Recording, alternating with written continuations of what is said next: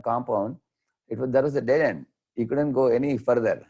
So he became shocked. Where to go now? And all these guys are behind me. They will stone me. So then he took a U-turn and looked at us and showed his teeth. Like that he showed the teeth. Then we started running away and he chased us. And we all ran into our respective homes after that. So why I told you this? First, the pig was doing flight. Now he was doing fight. Isn't it? This is called fight-flight response, we call it. All of us have experience of this fight-flight response. Initially, somebody, I try to boss over somebody. They will initially be a little afraid of me. They will be intimidated. They will become subdued. But if I push them too much, then they will show their teeth and they will try to fight against me. Isn't it? That's called initially flee and then fight or flight. Now, there are three gunas, tama guna, raja guna, sattva guna, we call it. Mode of ignorance, mode of passion, mode of goodness. So in mode of ignorance, one does flee, running away.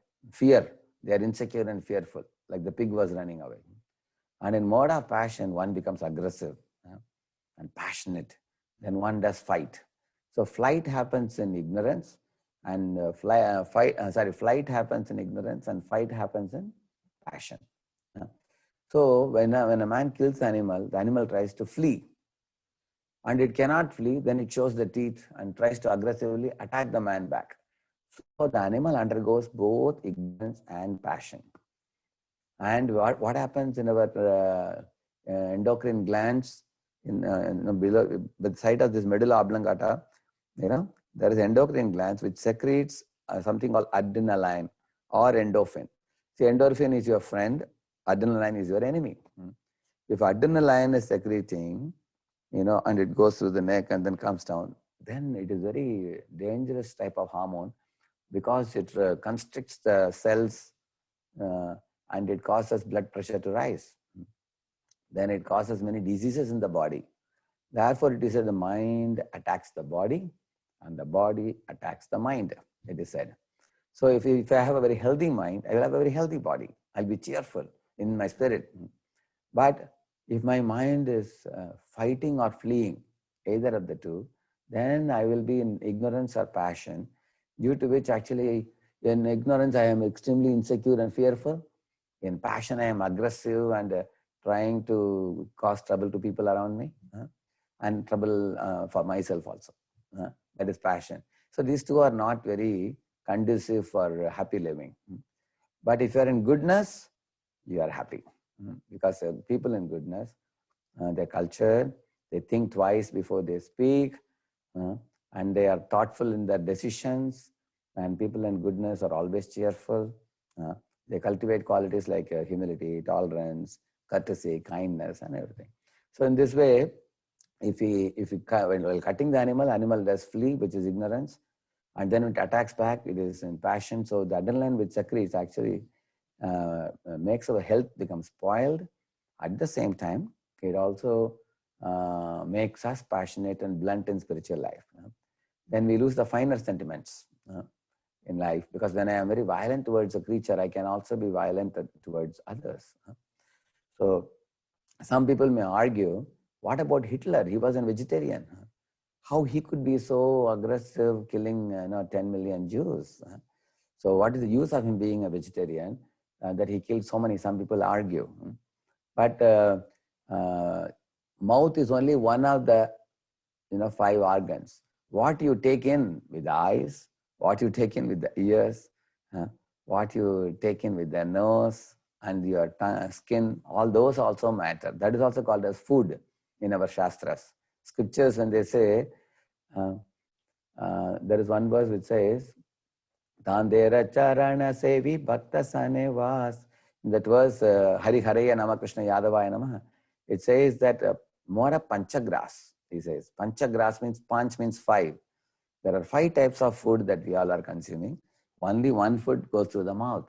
Other food is what you see. Other food is what you hear. Other food is what you smell, what you touch. So like you see these 5 fingers surrounding this palm can be compared to the mind.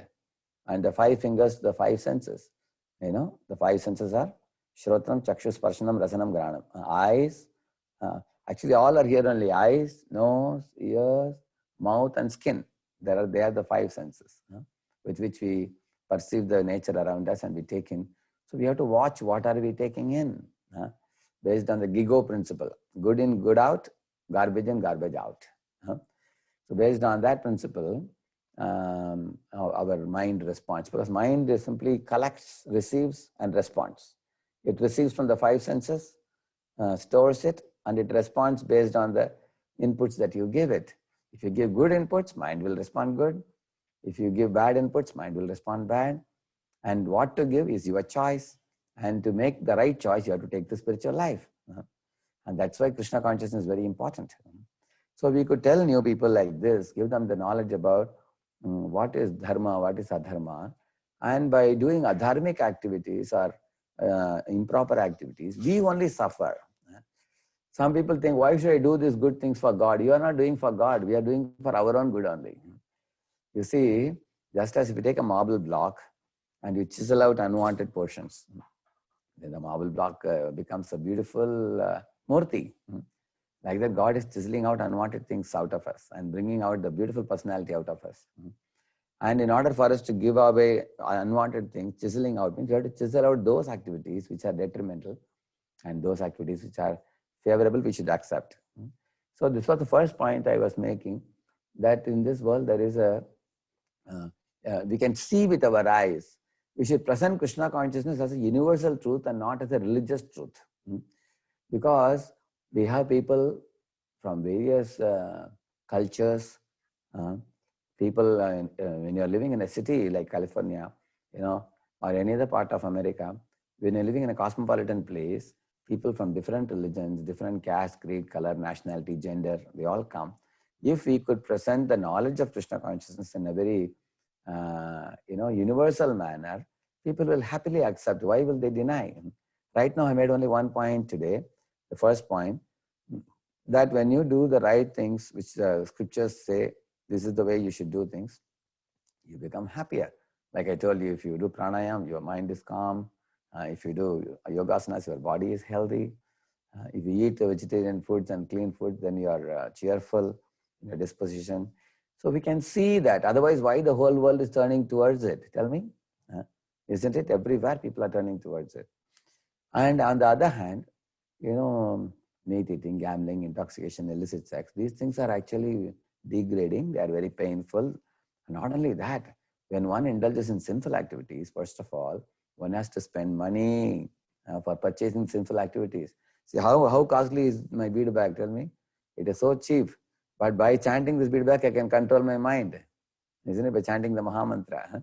On the other hand, you can see if somebody has to do sinful activities, they have to purchase meat, they have to drink wine, they have to smoke cigarettes, they have to buy tobacco, and they have to, chase after a prostitute or loose woman. So these things consume money. They have to spend money. That's the first expenditure. Second expenditure is what?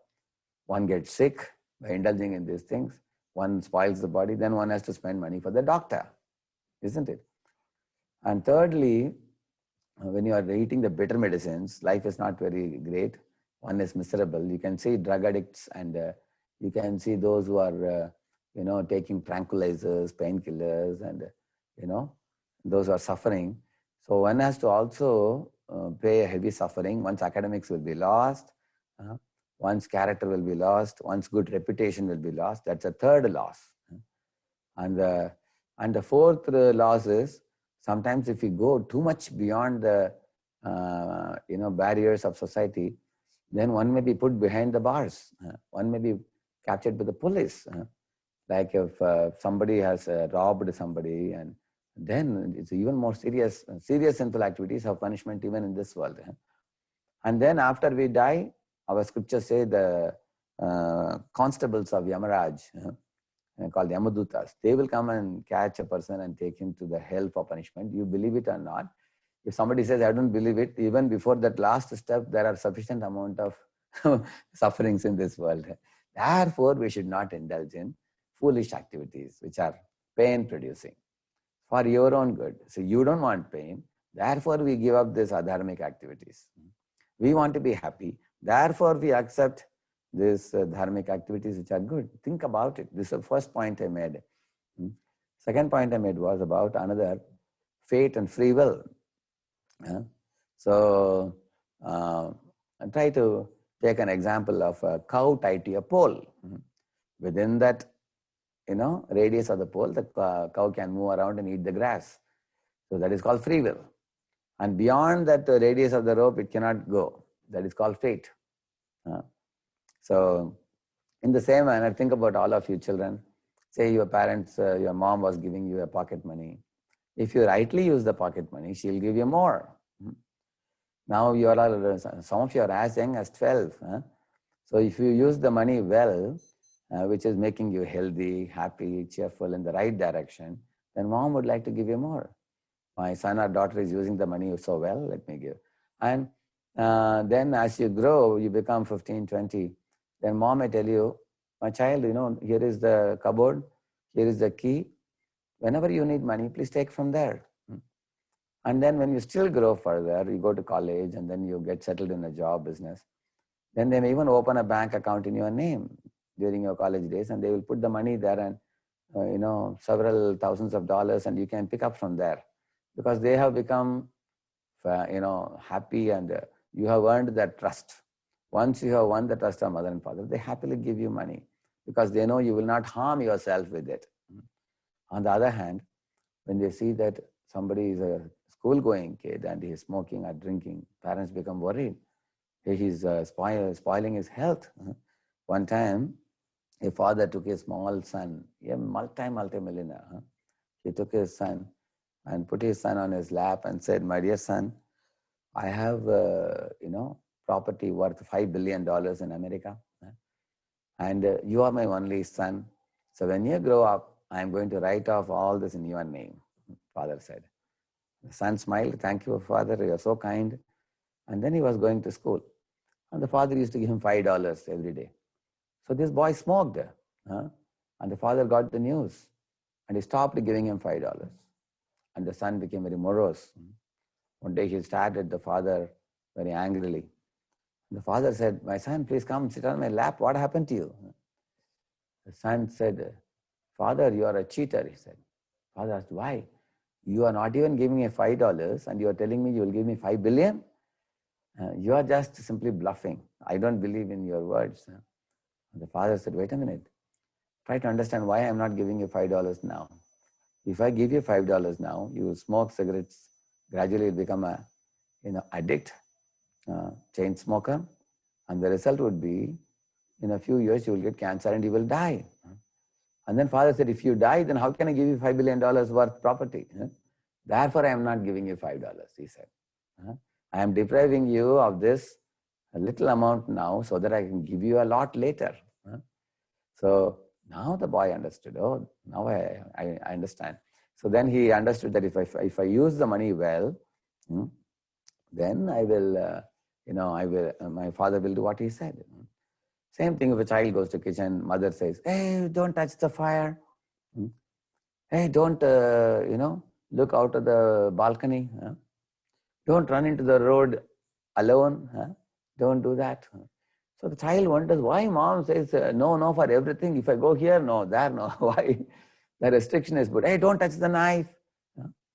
So there's a lot of, it appears like restriction, but the restriction is actually to save the child from hurting himself. So in the same manner, and that is what is called fate. There was one Nalakkuvar money grave. Let me check whether anybody knows about it. So let me stop sharing. Anybody has heard about Nalakkuvar money grave? Any of you can raise the hand? Anybody? Nalakkuvar money grave, they were actually sons of one great demigod. His name is called Kubera, who is the treasurer of the demigods. Let us see, any of you know? If somebody raises the hand, I will call out your name. Hare Krishna, Prabhu. Is it Srivats? Rahul, Prabhu. Rahul is raising his hand. Rahul, okay. Yes, Rahul, you can speak now. Can you unmute Rahul? Yeah.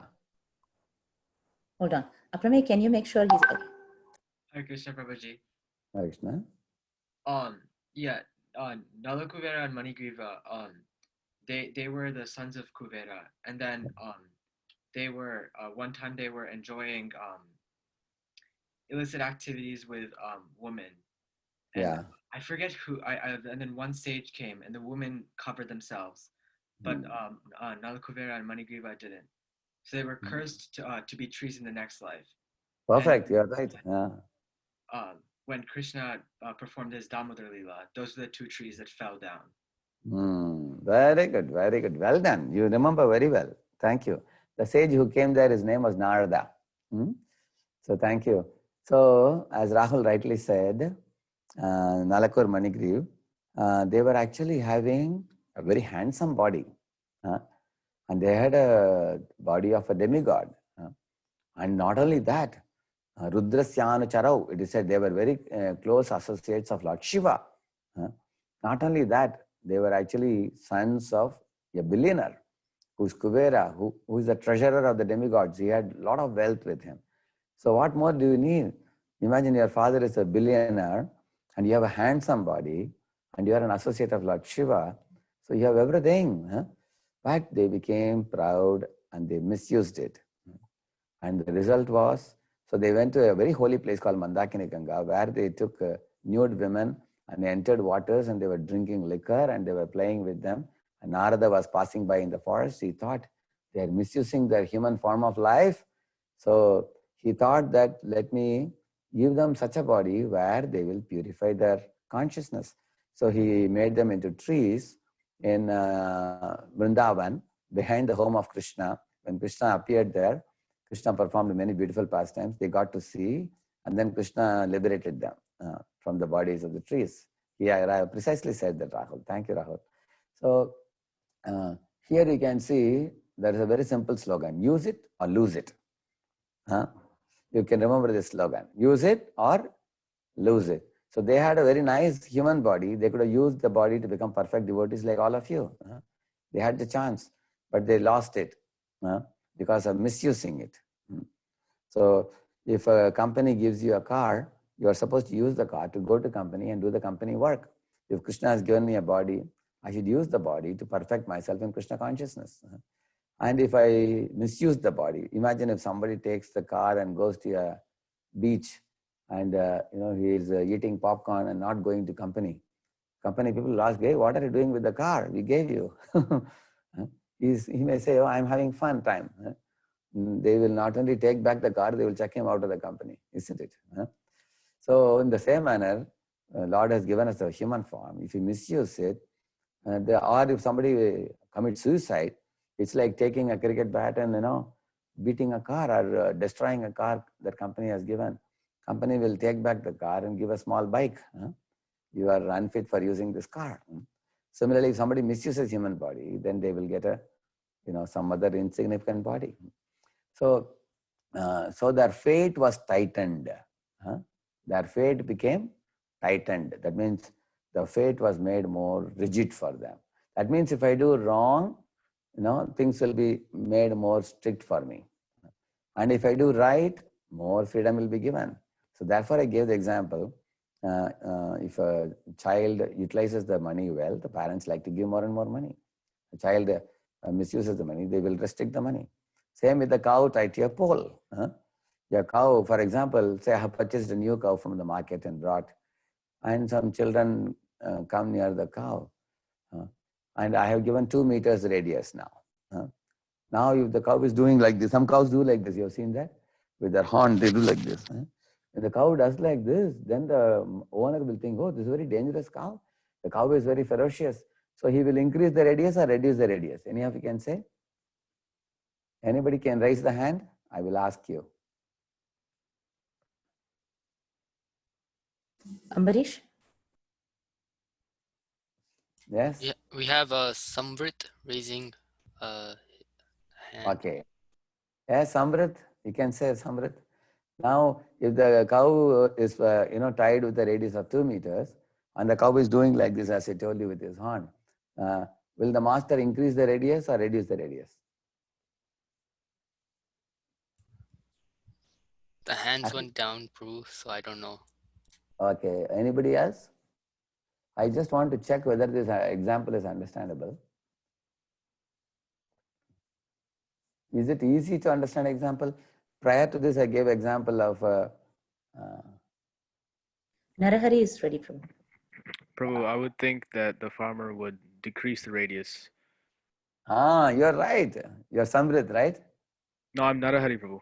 Narahari. Narahari. Actually, Samrit says he's unable to unmute, he's saying, Samrit. Oh, Apramay, can you unmute him?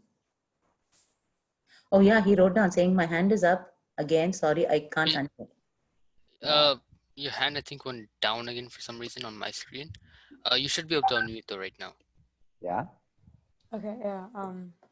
Yeah, the same answer as Narahari. Yeah. Yeah, Samrit. So he said the right answer just now. The Narahari Prabhu just now said that the length of the rope will be restricted in order for the cow not to harm the children and other people who may come near. Is it not true? Just to save others from the cow, it will be restricted. So Nalakur Manigrive's freedom was a lot before. They were rich kids, they were having a handsome body and they could do whatever they wanted. Now the freedom became restricted. Would any of you like to be standing like a tree in one place? Imagine somebody buries me up to my knee inside the ground. And I have to be standing like this, in the winter and summer and hot and cold seasons, and I can't move around, I can't go around. How is it a situation of restriction or freedom? Practically no freedom at all. At that time, when there were trees, there were many apsaras, beautiful women passing past them. Nobody even stared at them also. Who will look at a tree, tell me? Before that, they were attracting so many members of the opposite sex. They were showing off, impressing others. But now they were standing like trees. It's a very humiliating position for them. So, on the other hand, just the opposite is Narada. Actually, Narada was also, in his previous life, he was actually a boy. He was actually a Gandharva. Gandharva means singer, very sweet singer. He had a handsome body also. And because he had a very handsome body, curly locks of hair, so once he got, he used to always be surrounded by beautiful celestial women, apsaras. So they all went to one Devata's assembly where the Supreme Lord was glorified by some songs.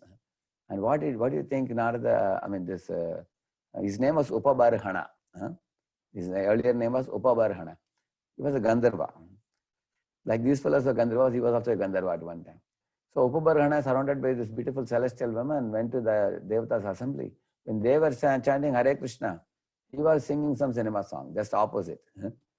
And they were thinking, hey, we are leading a beautiful song glorifying the Lord, and this fellow is making a mockery out of us, singing something else. So they became upset. So one of the demigods, he cursed him. Since you are misbehaving in an assembly of saintly people, you be born in a poor family in a village. So he came down to the earth, and here he was born in a village in a very poor family as a small boy, and his mother was a servant maid. But one time during the rainy season, some Vaishnavas, Bhaktivedantas came, just like Bhaktivedanta Srila Prabhupada came to America. Like that, some other Bhaktivedanta Vaishnavas, they came to that village. 4 months they stayed. And his mother was a little pious lady. She told this child, go and please feed them prasadam.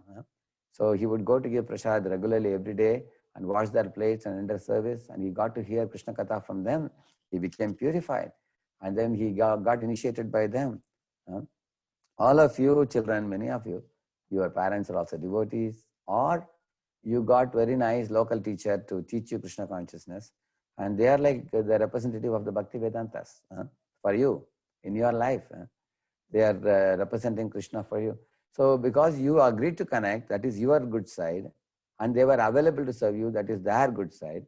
So this combination has made you become enlightened now, isn't it? So the boy became enlightened and went to forest and then sat under a tree, meditated on Lord Vishnu, and Vishnu appeared and told him that those who are not completely at pure, avipakva kashayanam durdarshoham kuyoginam. He said that your services are not yet complete. and your purification is not yet complete. So in this life, I will not show you darshan now. But if you continue like this, at the end of your life, you will come back to me. Lord told him. So the small boy grew up and he went to all holy places, led a very pure life, chanted Hare Krishna, went to the Sunday classes, he followed everything, and then he became a pure devotee in this life. And guess what? Next life he became Narada. So 3 lives of Narada. Upabarhana Gandharva, then he became Dasiputra, means servant maid's poor son in a village, and then he became Narada. So now all of you think about this story of Narada. He was a very handsome Gandharva, singing very sweetly, having curly hair, surrounded by beautiful celestial women. That was one situation. From such a top situation, he fell down to become a poor man, a poor child in a village, in some remote place. And again, he was elevated to Narada situation, very high. Now, I want to ask a question to all of you. From Gandharva to this servant maid son, and servant maid son to Narada. In this, which one is free will, which one is fate? That you have to say. Mataji, whoever is raising hand, you can choose one of them. Whoever is raising hand amongst them. You heard my question. My question is, what is fate, what is free will in the life of these 3 people? If you see, Gandharva, a beautiful singer, a handsome man. From that he became a child of a maidservant. And then he became Narada. In this, where is fate, where is free will? That you have to say. Balaram is raising his hand. Yeah. Hare Krishna Prabhu, Dandavat Pranam. I think that in the first transition where he goes from being the Gandharva to the sun, that is an action of fate. And then after that, when he learns from the sages and he listens to them, he makes a personal choice within himself after his mother's death that he will pursue that same path. And that was where his free will was present, and thus he became a devotee of the Lord. You are right, Balram. Very good. Balram has understood very well. Perfect answer. That was the exact answer I was looking for. So there was the fate restricted his freedom from the birth of a Gandharva to birth of a maid servant. And now the free will was increased because he obeyed the laws of God. And then the free will was increased. That's a brilliant point. It was a perfect answer. So now you all have understood this point of fate and free will. So your fate can be changed and your free will can be increased. Now Narada can fly anywhere in the universe. And there's a beautiful shloka in Bhagavatam which says, Deva dattam imam veenam svara brahma vibhushitam murchayitva harikatam gayamanas charamyaham. This verse Narada says, Lord Vishnu not only gave me an Narada body, he gave me a beautiful veena to play. And he has given me the ability to fly. I can fly to heaven, I can fly to spiritual world, I can go wherever I want. And I have no restriction. And I go and preach all over the universe. Not one universe, I go to millions of universes. And I can go to Vaikuntha also. Narada has such freedom. So all of you children would like to have such a freedom too, isn't it? Like Narada, you can fly anywhere you want. You have a very handsome body. And you have freedom to go. So that means his freedom was increased unlimitedly practically. And like a bird kept in a cage, we are all kept in this bodily frame. But a bird which is opened out of the cage and let to fly free in the sky, he's a free bird. So you want to be a free bird or a bird which is locked up in a cage? Yeah? Anybody?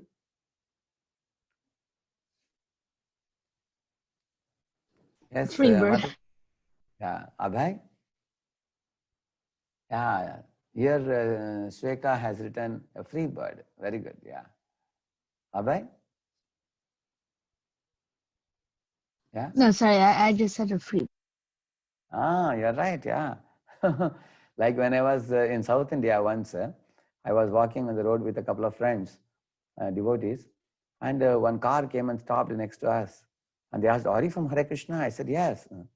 Can you please come to the beach side? We want you to do something. Then I went with them. I saw 200 government officers were sitting. And And they requested me, today is the peace day. They said, peace day.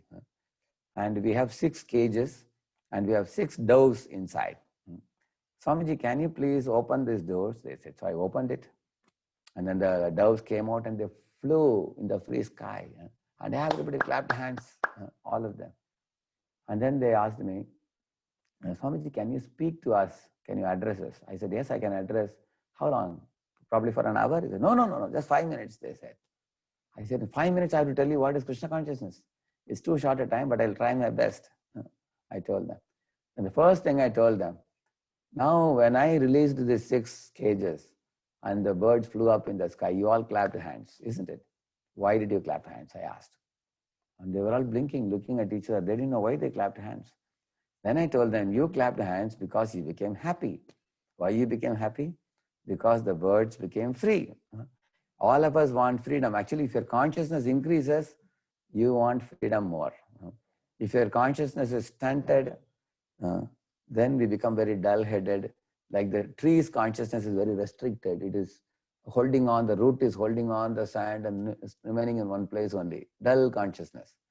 Whereas in human body, you have more consciousness. If I put you in a ground up to your knee, make you stand even for half an hour, you will say, Prabhuji, when are you going to release me? You will ask. But a tree will never ask because it is dull consciousness. Similarly, when we become dull-headed, then we suffer a lot without asking, why am I suffering? Like animals, they always want only food. They never ask freedom. You see the horse, people are riding on it all life, it is accepting. See the bull, they are plowing with the bull, it is accepting. See even the animals like elephant or lion is sometimes brought to the zoo and controlled. The animals get controlled very easily. They don't look for freedom. But human beings look for freedom because they are more developed in their consciousness. They are more evolved in their consciousness. So, as we heard from many of you now, that we like to be like a free bird. So I told these people, you all like to be free bird, but poor jivas, we are all trapped in this bodily, material body frame. And then you like to be free. And then therefore I told them about, and then it showed them the ocean. Look at this ocean. There are so many fishes happily, see the dolphins, how they are jumping happily in the ocean. But imagine, take out one of the dolphins and bring him to your city outside, and you give him a burger, give him a costly watch, give him some smartphone to play with. Do you think the dolphin is going to be happy? Poor dolphin, he will say that I don't need any of these things, throw me back in the water.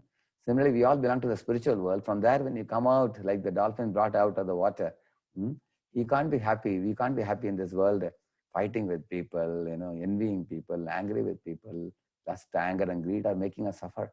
But if people put us back in our original position, which is Krishna consciousness, we become very happy. And that is a very joyful life it is. So, in this way, we all are looking for a life of freedom. Every intelligent person would want to be free and not be restricted. But the fate can be changed and free will can be obtained by simply doing 4 things in our life. First is acceptance of God, then alignment with God, acting for the pleasure of God, acting on behalf of God. So right now, all of you have accepted Lord in your life. Then you are aligning with God. Aligning means what? Follow the 4 regulative principles, chant Hare Krishna, and acting for the pleasure of God means chanting Hare Krishna, and also doing devotional activities. And also, there are so many colorful activities in Krishna consciousness you can do. You can do kirtan, you can do mridangam, you can play kartals, you can sing, you can cook, you can do embroidery, so many things you can do. That is all acting for the pleasure of the Lord. And somebody is a singer, you sing for Krishna. Somebody is a dancer, you dance for Krishna, like that. And the 4th one is acting on behalf of God, like your teachers are acting on behalf of Krishna. A teacher who gives you Krishna is acting on behalf of Krishna. You can be a public leader, you can be a politician, you can be a teacher, you can be a class representative, then you can act as a representative of God. So in today's session, because some of you had come newly, I summarized 2 points today for you. The first point I told you was about how the nature in this world is created in such a way by the Lord that if you align with His laws, you become more free and more happy. If you don't follow his laws, you put you get handcuffed, like a thief gets handcuffed, and our restrictions are put, we suffer. So if we ourselves want to become happy in life, so we align with the Lord's laws. Lord is happy, we are happy, everybody is happy. And in order to establish this one point, I gave several examples of parents restricting children to save them from hurting themselves. I told the example of cow tied to pole and many such examples. And then I developed the point to fate and free will. And all of you very beautifully understood that point about wanting to be a free bird in the sky. So now here is an example of knowledge, how we should practice knowledge and how we should teach the knowledge to others. Because if we teach it as an imposition, nobody will like it. Now, whatever I told you, actually we should, this is all from Prabhupada's teachings. Prabhupada teaches in such a way, it reaches our heart, straight to our heart. It's very convincing to us. So I would like to take some questions from you now, next 5 minutes, if you wish to ask anything. You all can unmute. Hare Krishna, Prabhu. Yeah, Hare Krishna. You mentioned about faith at around like 15 minutes ago. So a question that I had that I've experienced this quite a bit is there my faith is so fickle that at any time where I don't perform to the best of my ability or I don't do something that is considered good in any sort of service or something, I immediately become morose.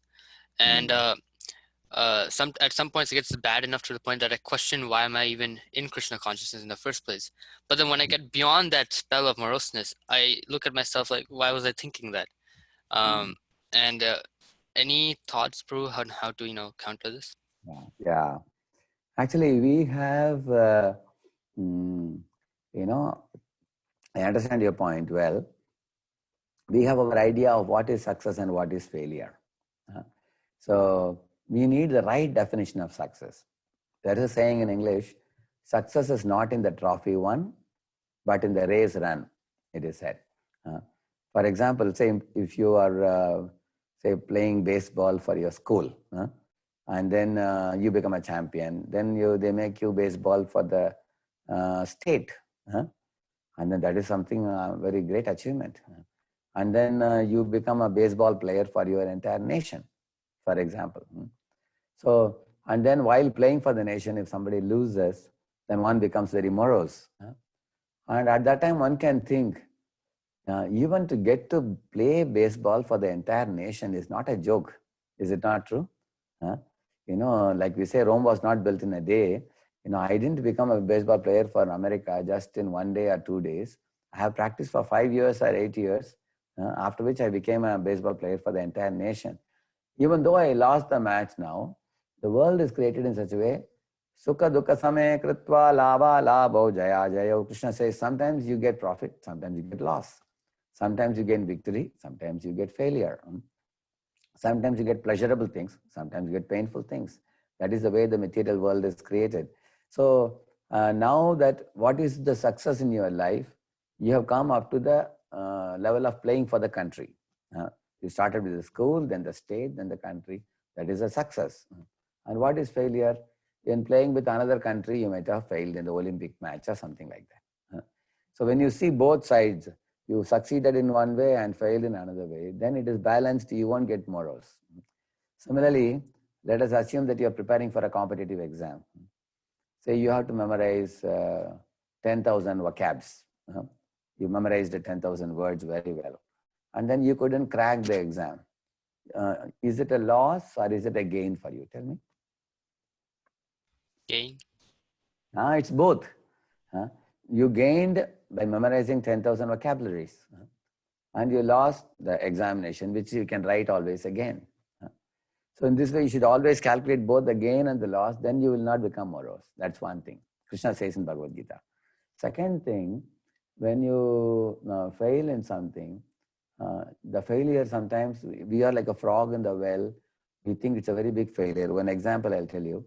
In India, the premier institutes are like IITs. Indian Institute of Technology. One boy in one of the IITs, after he completed 4-year BTech in computer science, so he was looking for a job in Microsoft, but he couldn't crack it. He only got in Infosys. And this boy was sobbing like anything. When he met his group of friends, he was weeping like anything, practically 2-3 hours.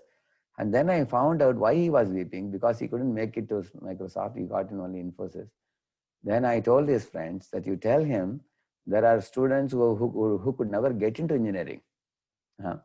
They have gone for commerce, they have gone for biology or something else. They tried. There are people who couldn't even get into any engineering college. What to speak of a premier institute like IIT, and then getting a good job like in Infosys. I told him, because he is like a frog in the well. He's thinking, I failed. He doesn't know there are people who are looking at his position and envying him. He doesn't know that. So therefore, you should see what are your achievements and what is your loss. You see both. And another thing also, Shraddha, or faith in the Lord, our faith should not become disturbed by the small changes that will come in our life. Say, for example, I got fever. So I say, oh, why is God giving me fever? So I am a devotee. I should not get fever. One can't say that, because, we only see the present isolated from the past and future. We cannot see the past and future, what we have done, for which we are getting something now. Because the karmic reactions, how they come. If I slap somebody, they immediately slap me. It's called instant karma. Similarly, if I eat heavy food by night, 10 o'clock or 11 o'clock, next day morning, my stomach may be upset, isn't it? Similarly, if I don't study well during the student days, then I will not have a bright career in future, which will be after several years. Similarly, when I am in youth, if I don't save money, after retirement, I will suffer. In this way, for every action you do, there is a reaction which comes either instantly or slightly delayed or more delayed or after a very long time, the results come. Some of them are postponed to the next life. So therefore, some of the sufferings we are getting now, I must have hurt someone in the previous life. So somebody else hurts me now. Like once Mataji asked my spiritual master, Maharaj, sometimes we do a service and somebody else takes the credit. Then it's very painful for us. What to do? And Maharaj said, sometimes somebody else might have done a service and you got the credit by mistake in the previous life. So now you are giving back the credit to them. You are selling. So in this way, there are various ways to see the karma. This is one of the ways to see that, if one of the past reactions is coming now in my life, let me take it. It is my own baggage which is coming back, let me take it. Another way to take it also is, one devotee was cutting vegetables, and while cutting, his finger got slightly cut, and it started bleeding. And he ran to Prabhupada and said, Prabhupada, I am cutting sabji for Krishna, and why did Krishna cut my finger here? See, it's bleeding. Prabhupada said, your neck was to be cut, but because you became devotee, Krishna cut only finger a little bit. He said. So in this way, Krishna gives only token punishment. He gives you, like somebody was supposed to die, Krishna gives them only a fracture in a leg or hand. So whatever sufferings are coming in my life is only a small portion of the original account that I have, and Krishna has nullified the account. In this way, we can take it in a correct spirit, as the scriptures are describing. Sometimes we may need a failure in order to have our head between the shoulders. Otherwise, sometimes our head is in the clouds, but our leg is not on the ground. We are not properly grounded. You see, sometimes become very proud sometimes, just like Nalakur Manigiri became proud. So in order to curb our pride, Lord may make us humble by sometimes giving a defeat in our life, which may be good for us. One boy was getting first rank. His mother came to temple. She told Maharaj, I don't know what to do. My son is getting first rank all the 6 times. Last 6 months, he is the first ranker in the class. So Maharaj was laughing. He said, that's good, getting first rank, but to remain humble while getting first rank always. If somebody can be, that is Krishna's mercy, he said. He has received Krishna's mercy. But often people tend to become proud if they are repeatedly getting success in their life, isn't it? So does it help you? Thank you, bro. Apramen? Yeah, Thank thank you, you, bro. thank you. Thank you. So, Mataji, Sikeshwari Mataji and Shamra Prabhu, and now it's time now. And what I would request you to make an announcement about what they heard in the class today. If each of the students could put it in a few points, how they should write, they can write the concept and they can write the examples they remembered. Like for example, one concept and one or two examples, then one more concept and one or two examples, what they remembered. So they can put the name in the top and they can, so this is called Mananam, we call it. Shravanam. Now you all have done Shravanam, hearing. Then you do Mananam. Mananam means you recollect when you go back and then you write it. And Mataji, you can give your email ID to them and they can send it to you and you can collect it all and you can mail me. I'll create Google Docs. I'll create a Google Docs and everybody can put their everybody can put there and you can give me the link. Then I can go through it before I come next month. So I want to ensure that I am able to reach to the children. Because I want to be of some service. If I see that many people couldn't give answer, then I can easily understand that I'm a worst type of teacher, useless teacher. I couldn't teach you all well. But if you're able to recollect well, then I will be able to understand that and you should try to recollect as much as you can. Maximum amount of information from the class. You don't have to write a big essay, as I told you. You need to write the concepts you learned and then one or two examples for each of them that you remember. I generally speak the same way that Prabhupada speaks, following in Prabhupada's footsteps. Because Prabhupada generally speaks concepts along with little examples he speaks. And that style of speaking helped people to grasp very quickly what Prabhupada was trying to say.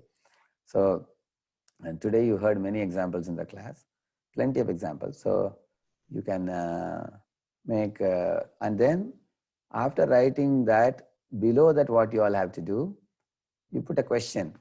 If you had any questions in the class which you could not ask, whether the mic was muted or, or you didn't get an opportunity, you can write your question also, both. So I will find your understanding as well as your question, and I will make sure next time I meet you, I will answer your question as a part of my class. Is that all right, Maji? Is that all right, Prabhu? Thank you, Prabhu. I just wanted to say thank you so much, Prabhu. I never knew that I wanted free will and came down, but then being here, I lost my freedom actually. But then surrendering to Krishna, that's such a wonderful concept. I really love that, Prabhu. Thank you for taking your time. And I was just going to suggest maybe from next time, if we can have 15-minute question answer, Prabhu, because many of them were texting that they wanted to ask questions on the chat. Now do they have questions now? Now I am in quarantine only. If you wish, I can answer another 5 minutes, 6 minutes. Oh, okay. Abhijit, you want to ask your question? Oh, yeah. Hare Krishna, Prabhu. Yeah, Hare Krishna. My question wasn't really related to the presentation. Is that fine? It's all right. Yeah, please ask me. A bit more louder. Okay. I'll just increase my mic volume. Yeah. Is it better now? Okay. Yeah. So in the modern day, in the material world, people have delved very deep into sciences, and there's so many courses we can take in college. Like there's so much mathematics we can explore. The space, like there's the Hubble Space Telescope, which has delved so far into space, and we've learned like the universe, according to material science, is 13 billion years old, and it's so-called started from the Big Bang. But my point is like, is there a point to all of these material sciences when so many of these sciences have already been explained in the Vedas? Is there like a point in going into these sciences materialistically when it's already been approached spiritually? Actually, we can approach the sciences scripturally also. Like I will send a link of a video to all of you through Shamru Prabhu. It's called Vimana Shastra. I have a very beautiful video on that. So you'll be amazed. The Vimana Shastra, they say they used mercury. Mercury is a metal. It's also a liquid. And it has multiple qualities, like it's a high conductor of electricity. And also when Mercury is revolved like this, it produces a gyroscopic effect also. So they explain, now the scientists are taking very much interest in that Vimana Shastra from the Vedic literature. So they want to design flying saucers based on what the Vedas are saying. So this is one thing I'm telling you. Like that, there are more than 100 things we can say like this. So if you want to study deeply Shastra, so Sadaputta Prabhu's articles, I would suggest you to read first. Sadaputta Prabhu's, there's an entire website available now of Sadaputta Prabhu. You know, one can go through those articles, equip yourself with science and Krishna consciousness first, and then you can study in the school, you know, earn your degrees. When it comes to doctorate, at that time you can take up a field which is a blend of science and spirituality. There are many people taking from America. One of the students from America, he came to India and gave us a seminar on, you know, there's a David Bryan Wolf. He did a research on effect of Hare Krishna Mahamantra chanting on the psychological system of the people. It's a very bulky thesis, and he got a doctorate on that. So you could also do such a kind of research by the time you come to the doctorate level. Until then, you can equip yourself both in Krishna consciousness as well as your, you know, college studies both. All right? Yes, thank you so much, Prabhu. Thank you, thank you. Thank you so Anybody much. else? Yeah. Actually, we had a lot of questions in the list, Prabhu. I mean, if someone else wants to ask maybe one more question, we can take. Okay. I know several of you put questions into the list, or anybody who has a question can ask. But they will have to unmute themselves. How? They Yeah, will it's unmuted, Prabhu. Now they all can unmute. Okay. Yes.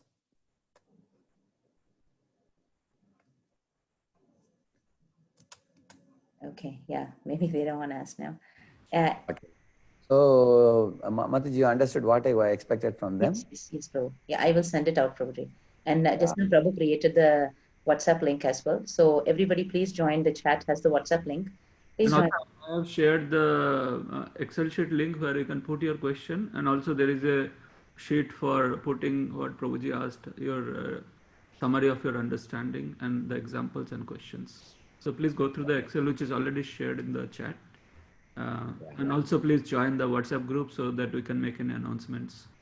Yeah, and also the recording for the classes will go there. Yeah, one of the reasons I am asking them to do this homework by when they come next month is for my own understanding of how much my pronunciation is clear and they are able to capture what I am saying. That is one, because sometimes I have an Indian accent and they may not understand me well. That's one reason. Another reason, whether the examples are matching to that level of capturing Krishna consciousness. I want to check if many of them are able to reproduce good amount of things that I spoke today, you know, then I will understand that we are on the same page and I can take it ahead in the same manner. And if find that many are finding it difficult to capture the speed of communication, then I will reduce my speed next time and reduce or increase my speed according to their response, Mataji. And they can also put their questions when they go back and they munch on this and they ruminate on this. If they get queries, they can write and I'll cover it as a part of my next class. Actually, if you want, I can make this class 1 hour 15 minutes, including the question answers. And for that, we can begin a little early.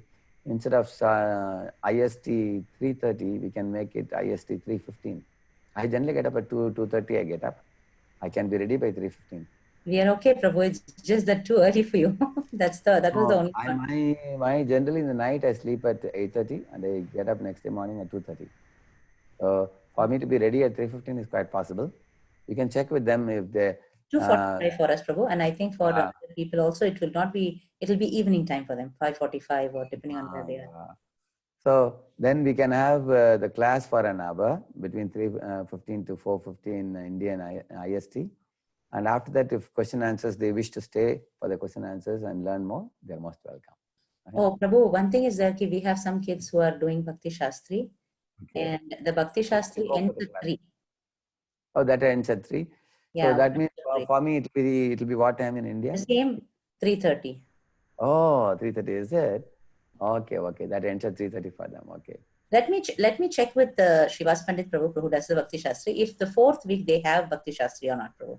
I don't think they have it every week, but I will double check and let you know, Prabhu. You can check and get back to me. Yeah. I can extend. Only thing is, once I'm free from this quarantine period, then I'll be going to the temple hall for the morning program. Then I have to be sharp on time for Mangalarti.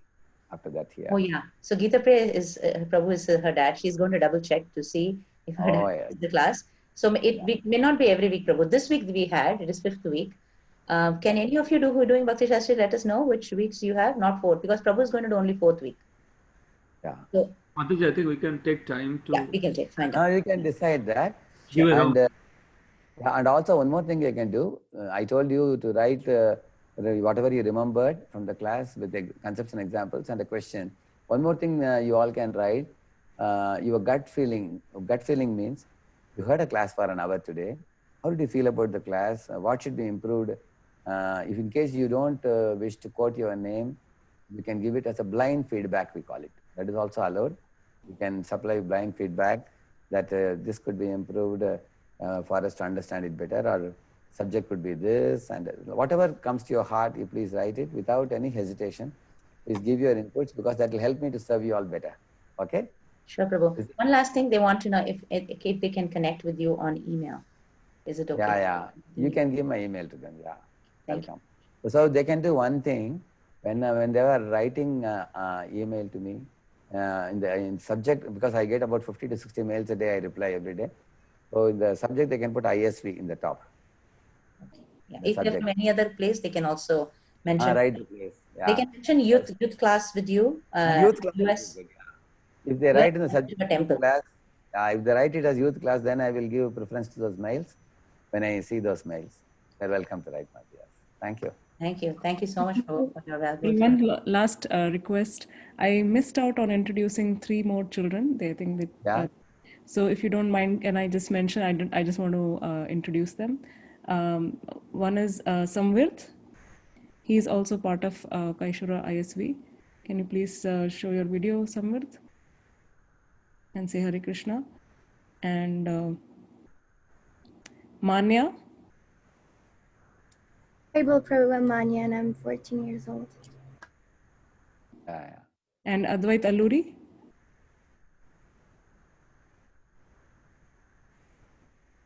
We can't hear you, Advait. We can't hear you. I can see you. I think he's talking, but we can't hear you. You are unmuted. Maybe at least raise your hand. Is this better? Yeah, we can hear you. Hare Krishna. Sorry. My name is Advaita and I'm 14 years old.